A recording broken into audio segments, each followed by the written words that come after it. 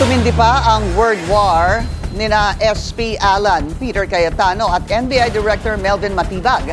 Sa bagong Facebook video, umapela si Cayetano kay Ombudsman Boying Remulla na suspindihin din si Matibag.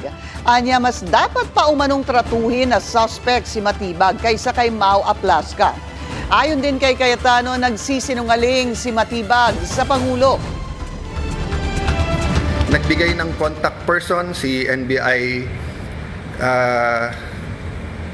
Director Matibag. Tinawagan namin yon at sinabi niya, pinapaabot ni Director, walang NBI sa Senate, walang NBI sa GSIS.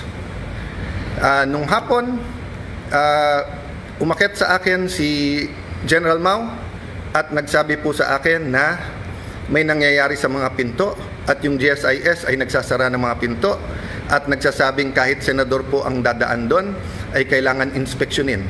Sabi ko kay General Mau, pakianyaya sa head ng GSIS, administrator yung nagamit niya noon, I think he meant GM. Sabi ko, I'm willing to talk to him very calmly, please call him. The next thing I knew, meron na daw mga armado doon. I asked them to call NBI ulit. Sinabi na naman nila na wala. Samantalang kitang-kita na ng mga nakasuot ng NBI. The next thing we knew, may mga putukan na at akala po namin yan ay mga fireworks. Nagpuputukan na pala po sa baba. But now that it's out, that it is the NBI, prove to us that that was a rogue decision.